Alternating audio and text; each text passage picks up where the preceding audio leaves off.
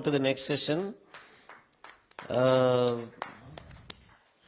We have a distinguished talk by Sneha Nagarkar ji. Sneha Nagarkar ji received a short-term research fellowship from INDICA to work on a topic called Jaina Puranas. She is going to talk about that topic only now on Jaina Puranas. Sneha ji. Sneha Nagarkar is currently pursuing her PhD in Ancient Indian Culture from the University of Mumbai under the supervision of Professor Dr. Suraj A. Pandit. She is also a visiting faculty at the Department of Archaeology, University of Mumbai. She is the recipient of prestigious scholarships and fellowships like Tagore National Scholarship 2019-20, awarded by the Ministry of Culture, Government of India, a research fellowship from INDICA Academy to work on the interrelationship between Hindu and Jaina Puranas, and Mrs. Ababai Vidya Fellowship instituted by K.R. Chama Oriental Institute, Mumbai. She has presented 29 research papers in the state, national and international conferences and has 31 publications to her credit. She has authored a book titled Ancient Indian Economy, The Role of Varta, which was published by INDICA in 2023. She has delivered 60 public lectures. She runs her own cultural education forum known as Panchajanya Cultural Heritage Initiatives, through which she conducts workshops, short-term courses and heritage walks focusing on ancient Indian history, culture and archaeology. She will now present a distinguished talk on Jaina Puranas. This is more of a general review of the Jain Pauranic literature, and I have focused more on the North Indian tradition because I think Nagaraj ji is going to cover the relationship between Kannada texts. Is older than Buddhism, and Jainism was revived and Buddhism emerged in the context of the second urbanization in the Ganga Valley, which took place around the 6th century BCE. Jainism has a tradition of 24 Tirthankaras. Every time cycle has 24 Tirthankaras or Jinas. And Vardhaman Mahavira, the 24th Tirthankara, is generally considered to be the contemporary of Gautam Buddha. By the 4th century BCE itself, Jainism had spread right up to Kalinga Desha. We have an epigraphical evidence from the Hathigumpha inscription of Emperor Kharavela dated to the 1st century BCE, which talks about Kalinga Jina being taken from Kalinga, Toshali, to Magadha by a Nanda ruler. I think someone mentioned about that in their presentation. And we know that Emperor Chandragupta Maurya was a very staunch adherent of Jainism. These are the famous Udaygiri caves in Odisha, very close to Bhubaneswar, and these can be considered to be the oldest Jaina caves. They date to the 2nd or 1st centuries of before the Common Era, and there are certain sculptural representations here which could be from certain narrative traditions of the Jainas. This is the famous Hathigumpha inscription of Emperor Kharavela. I will be referring to it later as well. Also, the city of Mathura had the largest Jaina settlement in South Asia during the Kushana Gupta period, and this was the site of Kankali Tila. And there, as we all know, we had the Deva Nirmita Stupa, which even the Vividha Tirtha Kalpa talks about. And what is important is that Neminatha, the 22nd Tirthankara, hailed from Mathura. So this is the site of Kankali Tila in Mathura. Tila means a mound. There is a temple of Kankali Devi here, and today it forms a part of the pilgrimage circuit of Mathura. Now coming to Jaina literature, the holy books of the Jainas are known through various names like Agama, Shruta, Siddhanta and Dwadashangi. These holy texts have not been authored by any of the Tirthankaras but contain the discourses given by Mahavira to his pupils. Also, it was these disciples who heard these sermons, who organized these teachings and gave them the form of Jaina canonical texts. Now, there are quite a few authoritative texts of the Digambaras, and the Digambaras also regard the relatively later works of Jaina acharyas as authority. And certain scholars state that the canon of the Digambaras, especially these later texts, are in the form of an alternative canon. Now, this can be highly debated, but I'm not getting into that right now. Coming to the post-canonical literature of the Jainas, that is the Digambaras and the Shvetambaras, we have what is known as the Anuyogas or the expositions. And this term is used more in the context of the Digambara texts, and these Anuyogas have been classified according into 4 categories.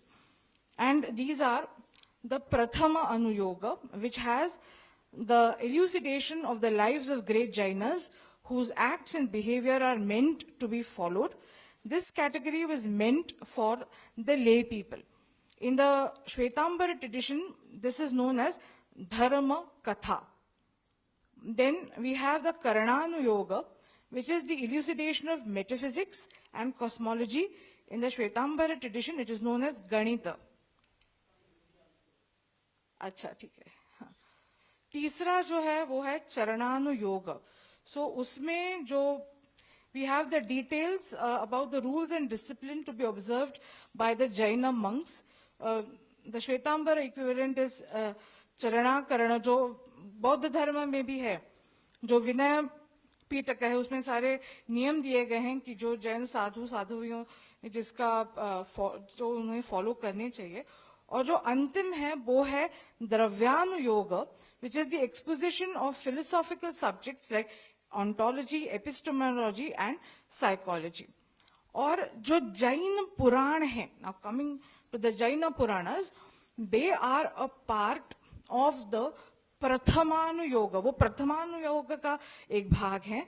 और उसमें we have the Ramayana, the retelling of the Ramayana, which is known as Padma Purana, क्योंकि राम को Jain tradition में पद्म या पौम कहा गया है. Then we have the Harivansha, which in very generic terms can be called the narrative about Krishna. And then we have the Trisashti Lakshana, Maha and Uttara Puranas. तो ये सब जैन पुराणों के भीतर ये जो themes हैं ये सब आते हैं.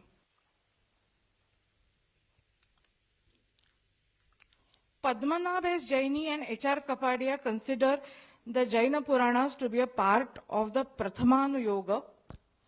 Slightly older scholars like A.K. Warder and G.C. Chaudhary place the Jaina Puranas in the category of epics, or what can be called kavya. उन्होंने उनको काव्य कहा गया है. And ये जो शब्द है पुराण, वो ज्यादा दिगंबर परंपरा में उसका उपयोग होता है, और श्वेतांबर परंपरा में जो शब्द है वो है चरित.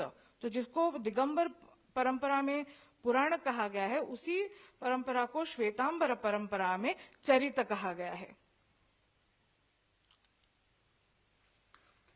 I will make a clarification here. I have used the term Jain mythology only for convenience. I do not anywhere want to indicate that this is not history or this is something imaginary. So please, I request the august audience not to misinterpret the term mythology, because nowadays this term has got many incorrect implications because of certain group of scholars.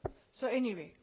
So, Jaina mythology basically revolves around the 63 Shalaka Purushas.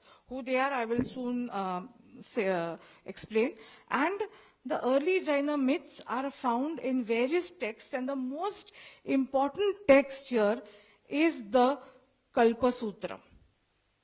And all the Jaina Puranas are traced back to Mahavira, and there was a line of teachers, एक प्रकार की आचार्य परंपरा या एक प्रकार की गुरु परंपरा थी, which handed down these Puranas from one generation to another.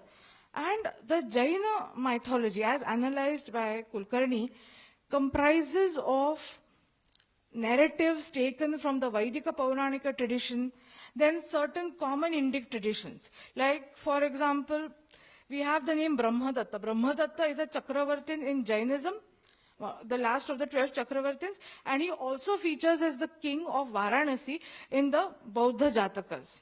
So there was a pool of common cultural elements. Agar hum iconography ki baat kare, to we have Gajalakshmi. The motif of Gajalakshmi, you will find it at Bharat, you will find it at Sanchi, you will also find it at Khandagiri in Odisha, you will find it at Ellora, you will find it everywhere. So it was not a sectarian kind of a motive. And we also have original narratives about the Jaina Tirthankaras, and certain myths may have been remodeled or in a way invented also for the purpose of the propagation of the Jaina faith. Now, as far as the languages of composition of the Jaina Puranas are concerned, there are basically 4 languages. We have Prakrut, then Apabhransha, Sanskrit, and Kannada. These 4 languages have been used for the composition of the Jaina Puranas. Now, when we compare, I'll be speaking about that a little later, but when we compare the Jaina and Vedika Puranas, we understand that the Vedika Puranas, on the other hand, are anonymous. Though tradition says that the Ashtadasha Puranani have been composed by Vyasa, but that is more of a traditional view, whereas the Jaina Puranas have a definite authorship. Like, for example, we know that the Harivansha Purana, the earliest known Harivansha Purana, was composed by Punnata Jinasena. We know that, and we also know the exact date of its composition, which is not the case with the Vedika Puranas. And these Vedika Puranas have evolved over a very long period of time, and a number of subjects have been added to them time and again.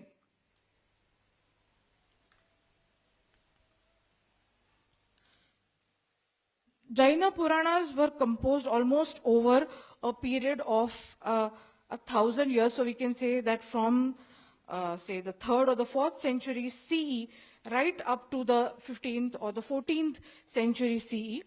And all the Jaina Puranas deal with what is known as the Jaina universal history, sourced from Mahavira through Gautama Ganadhara, who narrated the stories of the Shalaka Purushas to Shrenika, the king of Magadha. And BC Law and VM Kulkarni have both demonstrated that the Itihasas, the 2 epics, Ramayana and Mahabharata, were incorporated into the curriculum of Jaina education. And I feel that, theories, so-called theories like the ascendancy of the epics and all, which are given as reasons for the emergence of Jaina Puranas, are not quite correct, because certain scholars, especially those who have been trained in the Western world, they state that the Jaina epics were a reaction to, the Jaina Puranas were a reaction to the Vedika Itihasas and Puranas, and there was a deliberate attempt by the Jain religious leaders to introduce epic themes with alterations embodied in the Jaina Puranas. But I think this needs very serious rethinking.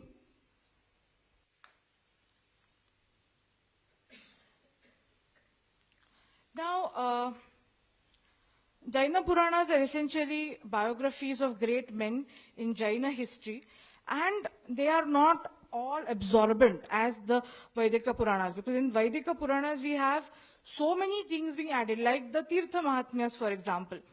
But in the Jaina Puranas, of course, there are references to Tirthas, but we do not have, detailed accounts of sites of pilgrimage.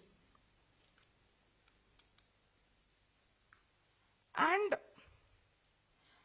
Jaina Puranas have been a source for the Katha, story literature, which is the 3rd major tradition in the in India, besides the Brahmanic Puranas and the epics, I have severe objections to the use of the word Brahmanic also. That's why throughout my presentation I have used the term Vaidika Puranas or the Vaidika Pauranika tradition.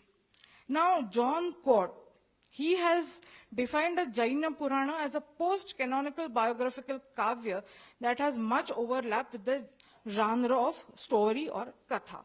But there is more to it. Coming to the internal evidence from the Jaina Puranic tradition, we find that Jinasena in the Adi Purana itself, in the second chapter, has stated that a Purana is characterized by the description of the following elements.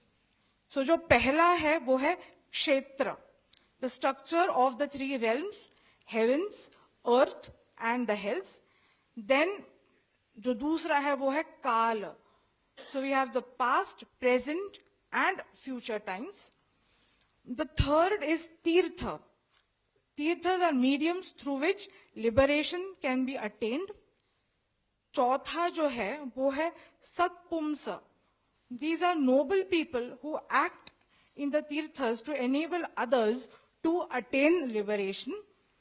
And the fifth one is Vicheshtita, which is the conduct of the Satpumsas.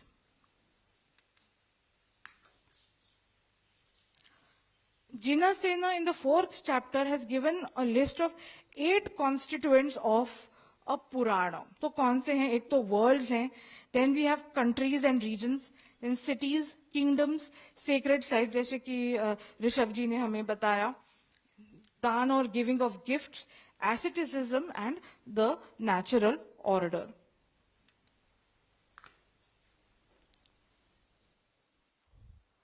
The stories of the 63 Shalaka Purushas have been considered as the universal history of Jainism by certain German and British Orientalists, and in a way this universal history contextualizes, एक संदर्भ देते हैं, जो शलाका पुरुषों का जो जीवन था उसको एक प्रकार का संदर्भ देते हैं.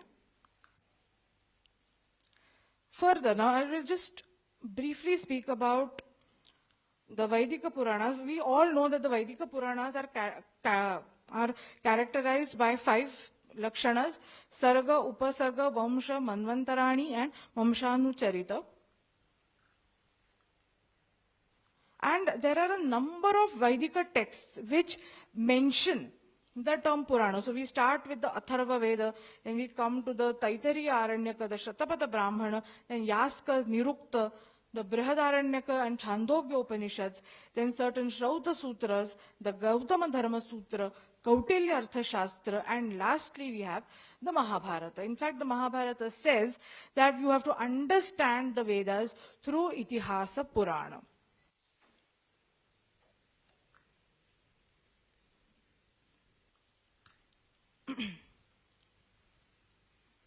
Now, the Mahapurana, which is a very important Jaina text, it defines a Purana as a past happening. And King Bharata is shown posing questions to Rishabhadeva pertaining to, first is the Manvantara, then the second is the nature of the world, third is the origin of time and the emergence of its subdivisions. We have the concepts of Utsarpini and Avasarpini. And finally, we have Bharata asking Rishabhadeva about the existence and termination of numerous ruling dynasties, both human and divine. So we have Vanshotpatti, Laya, Sthiti.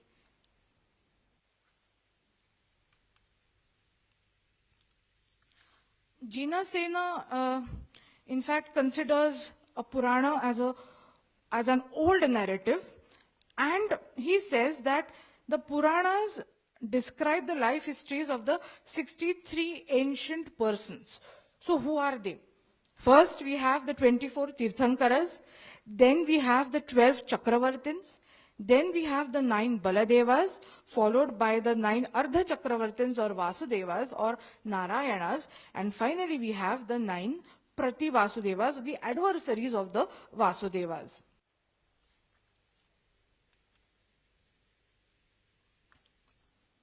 Similarly, In Jainism, we use terms like Purana and Mahapurana. ये जो terms है, Purana और Mahapurana, ये वैदिक पौराणिक परंपरा में भी इस्तेमाल किए जाते हैं, उसका उपयोग किया जाता है, क्योंकि कभी कभी भागवत पुराण को महापुराण कहा गया है, पर जैनिज्म में उसकी एक विशिष्ट व्याख्या है. There is a proper definition.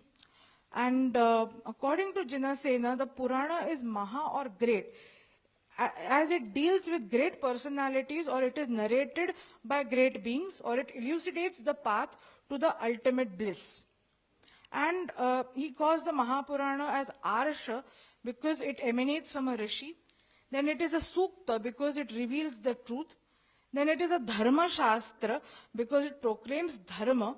He also calls it Itihasa, Itivritta, Amnaya. This term Amnaya is actually used in the context of the Vedas. We know the Chaturamnaya Pithas or Mathas established by Adi Shankaracharya.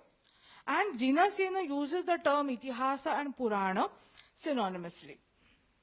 Now, basically, a Purana in Jainism will talk about either one Tirthankara or the Baladeva, Vasudeva and Prativasudeva triple. Whereas a Mahapurana will focus on all the 63 Shalaka Purushas. That is the difference between a Purana and a Mahapurana in Jainism per se. V.M. Kulkarni has given a detailed list of topics covered by the Jaina Puranas. So it talks about the anaditva of the universe and many other things, philosophy, ethics, metaphysics. And one of the important features of Jaina Purana is that it will be always condemning animal sacrifice. We find that even in the Harivansha Purana of Punnata Jinasena. And a single Purana may not cover all these topics. That is something which we must bear in mind. Then the Jaina Puranas are generally categorized into three classes. First is the Jina Charita, which talks about the life of the 24 Tirthankaras or Jinas of the present age. Then we have the Jaina version of the Ramayana. And finally, we have the Jaina version of the life of Krishna and the Kurukshetra war. That is the Harivansha. So these are the three categories. Then Puranas can be also divided as Digambara Puranas and Shvetambara Charitas. Then we have these 5 categories of men, great personalities who form a part of the narrative of the Jaina Puranas. So I've already mentioned these. Now in Jainism, the Baladevas are considered to be superior to the Vasudevas. So the Baladevas were responsible for destroying the Prativasudevas with the help of the Vasudevas. In fact, it is the Vasudeva who actually kills the Prativasudeva. And every Baladeva has a counterpart, Vasudeva and Prativasudeva. So in the Ramayana, we have Rama as Baladeva. Rama is Baladeva. Krishna is Vasudeva. And Lakshmana is Vasudeva. And Prativasudeva is obviously Ravana. In the Harivansha, Balaram or Baladeva is Baladeva. Vasudeva Krishna is Vasudeva. And Jarasandha, not Kamsa, but Jarasandha is the Prativasudeva. Yeah, I think I'll just skip this. And coming to the Jina Charita, basically a Jina Charita is the elucidation of the life and attainments of a Jina or a Tirthankara. And in Jainism, Samyak Charitra is one of the Ratnatraya essential for moksha, and that is underlined in the Jina Charitra. And it is basically, it talks about the manner in which one Atman proceeded along the pre-decided path, along the pre-decided correct path to liberation. And we have, even before the Puranas, we have references to the biographies of the Tirthankaras. And basically, we have the description of the 5 Kalyanakas of the Jina. And the highest number of biographies are available for the 22nd Tirthankara, that is Neminatha. Then we have the Jaina version of the Ramayana. So the oldest is the Paumacharya of Vimala Suri. Here Rama has been called Padma or Pauma. And this is the oldest extant Purana. Ye sabse Purana Jaina Puran hai, Paumacharya. And it was mainly written in Maharashtri Prakrit with certain sections in Shauraseni Prakrit. Shauraseni Prakrit वो है जो मथुरा में बोली जाती थी. अब जैसे ब्रजभाषा बोली जाती है. Then we have Ravi Sena's Padmacharita, which is a Sanskrit version of Vimala Suri's Paumacharya. And finally we have Paumacharyu of Swayambhu, which is the third version of the Jaina Ramayana, which comprises of 5 books or kandas, and it is very similar to the Valmiki Ramayana. Then we have the Jaina Harivanshas. Now one Harivansha has been attributed to Vimala Suri, but it has not been traced. So the oldest surviving Jaina Harivansha is by Punnata Jinasena, composed in Sanskrit, and it was completed in 783 CE, and it was composed in Gujarat. And in the Shvetambara tradition also we have brief narrative of Krishna in the Anantagada Daso, one of the 12 Angas. Then narrative of Krishna is also found in the works of Digambara Jaina authors of Karnataka. And there are other references also to the Charitras of Arishtanemi. And we have Kannada narratives respecting Krishna authored by Gunavarma and Pampa in the late 9th and early 10th centuries CE. This is a list of a number of Harivanshas which I have taken from the Jinaratna Kosha, edited by H.D. Velankar. I'm not getting into that. This is just for your reference. Then we also have Swayambhu composing the Rittanemi Charyu, which is the Jaina version of the Vaidika Harivansha. And this text was completed by his son Tribhuvana Swayambhu, and it has 4 kandas. Then we also have 2 other works by the name Arishtanemi Charita, composed by Ratnaprabha Suri and Sri Vijayagani. Now you may be wondering, what is Neminatha doing with Krishna and Baladeva? So in the Jaina tradition, Neminatha is the paternal cousin of Krishna and Baladeva. So he is the son of Vasudeva's elder brother Samudra Vijaya. So they were paternal cousins. In the Vaidika tradition, this relationship is not mentioned at all.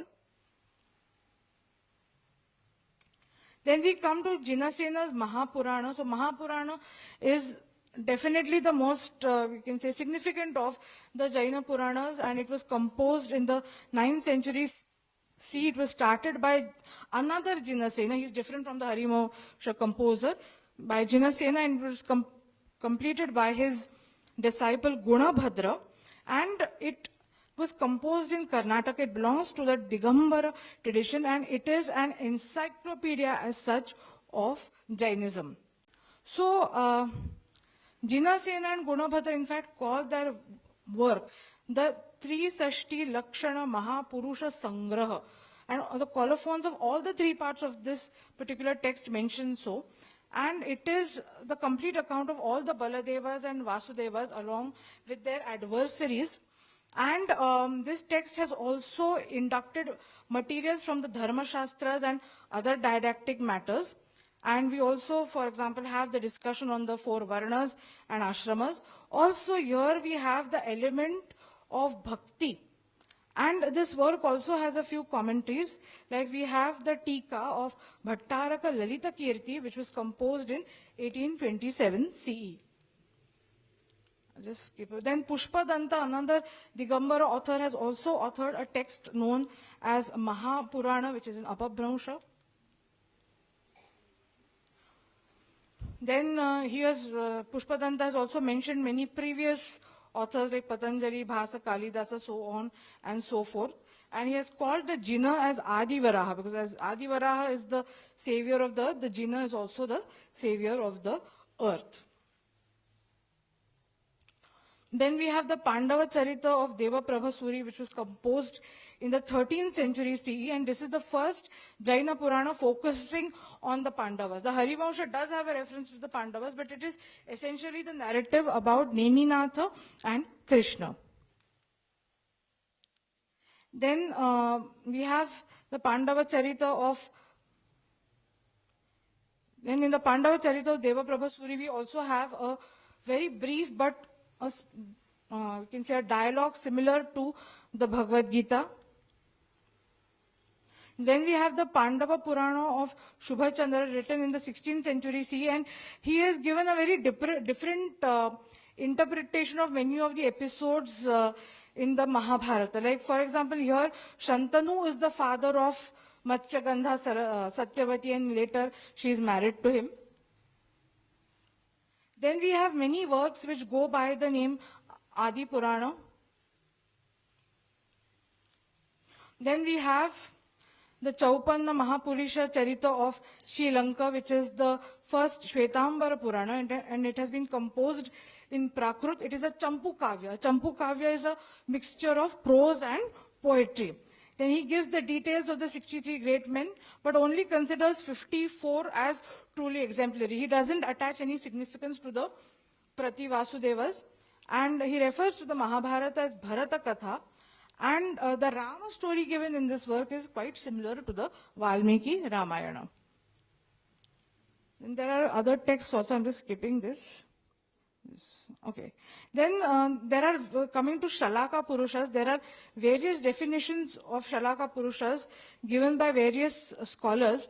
But what we can say here briefly is that Shalaka Purushas were those men marked with liberation. And what we must remember is that traditionally, these Shalaka Purushas were great people. They were not gods, they were not deities. So they had to be emulated. Their behavior had to be emulated. वो एक आदर्श थे, ऐसा हम कह सकते हैं. So the first category of Shalaka Purushas are the Tirthankaras, who are also known as Arhats and Jinas.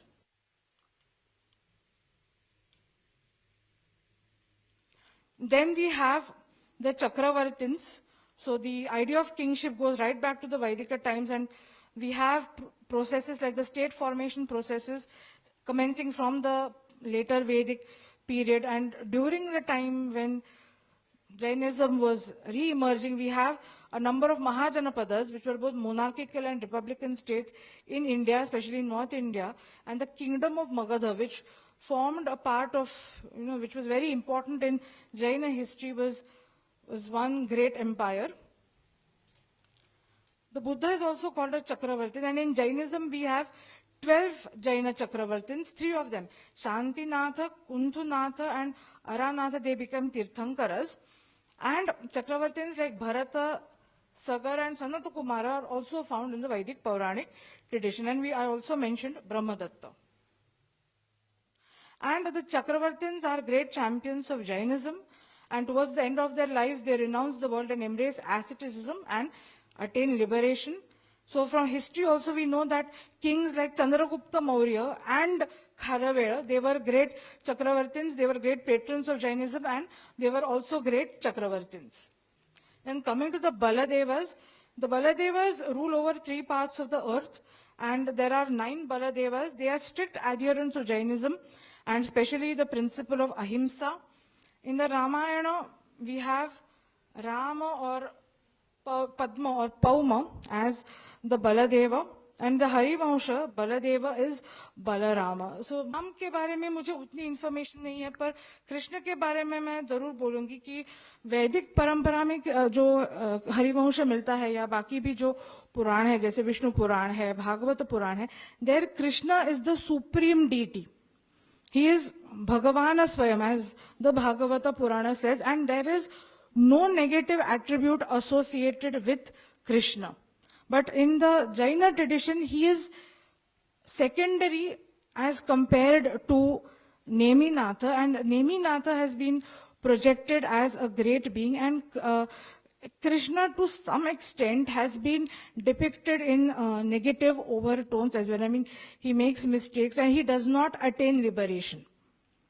Krishna is relegated to hell and he does not attain liberation. In fact, I was going to speak about the comparison between Jaina Harivamsha and Vedika Harivamsha, but I'm going to skip that because of the paucity of time. But in the Jaina tradition, it is Neminatha who is the ideal being, and Krishna is just the Ardha Chakravartin or the Vasudeva, and he is not considered, he is definitely a positive being. He is a great person, but definitely not as great as Neminatha. So everywhere throughout the text, we find that Neminatha is superior to Krishna.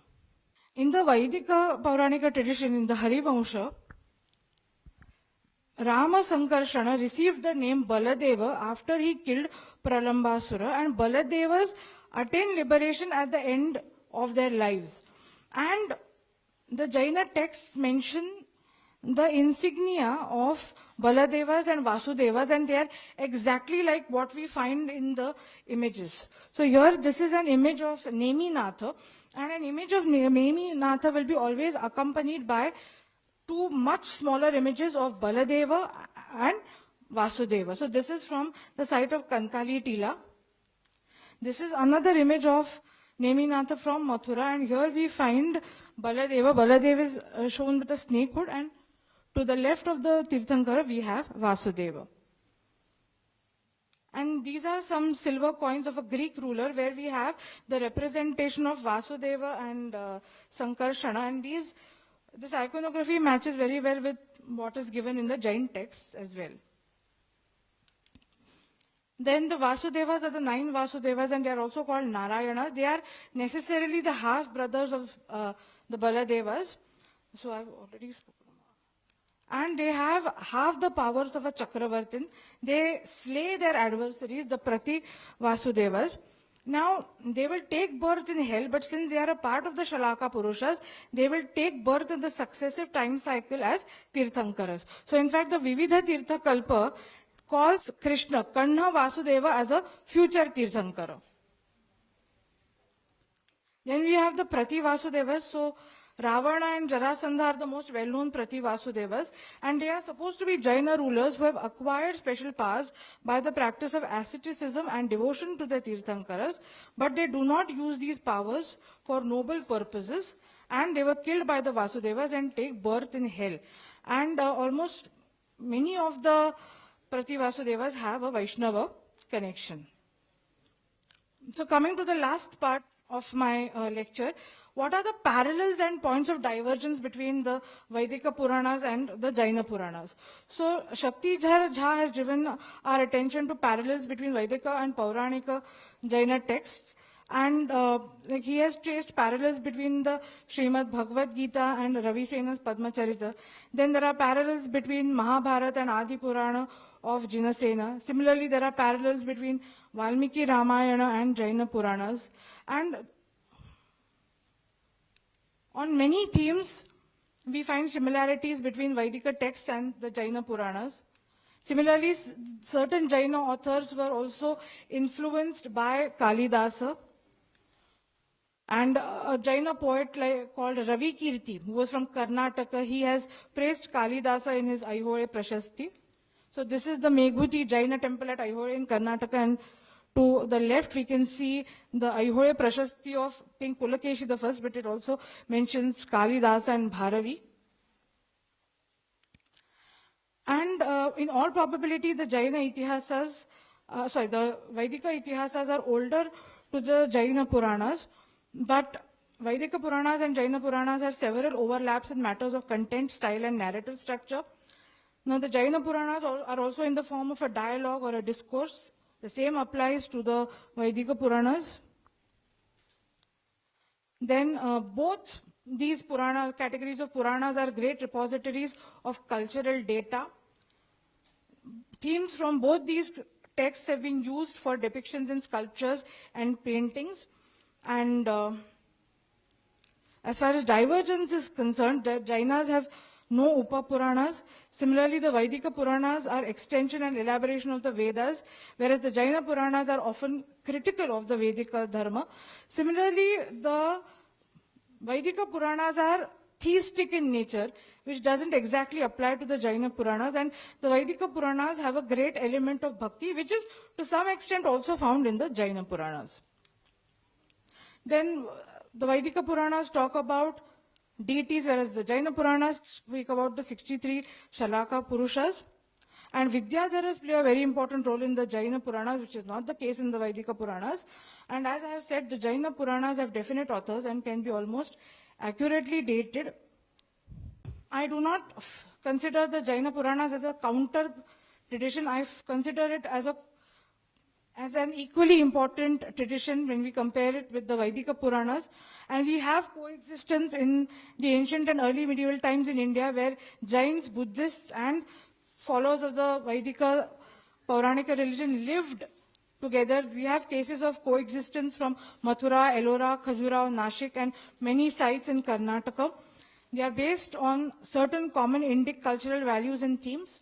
Their basic narrative structure is similar, and both textual traditions originate from the same civilizational ethos. Thank you so much. For example, you have tell that Krishna and Balaram are same time as the Niminath. Okay. But I'm just trying to understand that how Ramayana is incorporated with Jainism. I mean, you have given the example of Ravan, but because Ravan is a good, according to Jainism, Ravan is a good person, but he has used his power not in the holy works. So what's the of Ram? Because I have read somewhere that Ram has not gone, Ram was not a good person according to Jainism. Somewhere I have read this point. No, see, we cannot very honestly make such statements. That's what I feel now. Even in the versions of the Ramayana which are there in Jainism, every version portrays Rama in a different way, but Rama has more positive aspects compared to Lakshmana in the Jaina tradition, because Rama is considered as Baladeva. See, in Vedika tradition, what do we know? That Rama was an incarnation of Vishnu and Lakshmana was of Shesha, and that applies to Vasudeva and Sankarsana later. But here, Rama has been called a Baladeva. So Rama is the one who attains liberation. Rama is the one who has all, he's an true adherent of Jainism. They are all, one thing that we must know is that all these persons are portrayed as strong adherents of Jainism. No, I am not making any such comments. Okay. Because as I said, the Paumacharya is definitely later than the Valmiki Ramayana. And see, sir, just one thing I would like to say, that when we talk about Sanatana Dharma or Jainism or Buddhism, we must remember that they were drawing their sources from a common cultural milieu. They had a common civilizational ethos. And in the ancient times, after the coming of certain religions in the early medieval period, this compartmentalization increased. But in the ancient times, generally we are told that Hindus persecuted the Buddhists and so on and so forth, but actually what we find is that they were living together in the same geographical area, and each was finding his own expression. So there are Hindu temples, Jaina temples and Buddhist temples located all together in the same place. So since Rama has been called Baladeva, his depiction as a negative character actually doesn't arise, to be frank. Thank you. Yeah. Thank you for the fascinating presentation. Yeah, my question was, I read somewhere that in Tamil Nadu, when Shaivism superseded Jainism, which was very much in vogue, the 63 Shalaka Purushas were co-opted as 63 Nayanmars. Nayanmars, yeah. And do you think, is there truth in that contention? And secondly, these are largely Vaishnava things. Say, for instance, my question is, I also read that Kailasha, which is sacred in Hindu and Buddhist traditions. So there is this story of Ashtapada. So are Shaivite themes included in Jaina Puranas or Mahapuranas? And also there is this story that in the Jaina Mahabharata that Krishna curses the Pandavas and they go south and as in form the city of Madurai, which is the southern Mathura. So, yeah, those were my questions. Thank you. So I'll have to give a very detailed explanation for all these. We can discuss them later. But about the Myanmars, I would just like to say one thing, that it was the Myanmars were to a certain extent responsible for the decline of Jainism in Tamil Nadu, and the Myanmars have been in certain respects critical of the Jainas. So, in fact, John Corot also speaks about this, that from where was the number 63 adopted? So he says that perhaps, the Myanmars adopted this number 63 from the 63 Shalaka Purushas. But he in fact says that it is quite arbitrary. But I think I will not like to comment or make comments like this is arbitrary or say something. And about the Mahabharata and all, we can discuss it over tea because it will take some time. About the Shaiva themes also.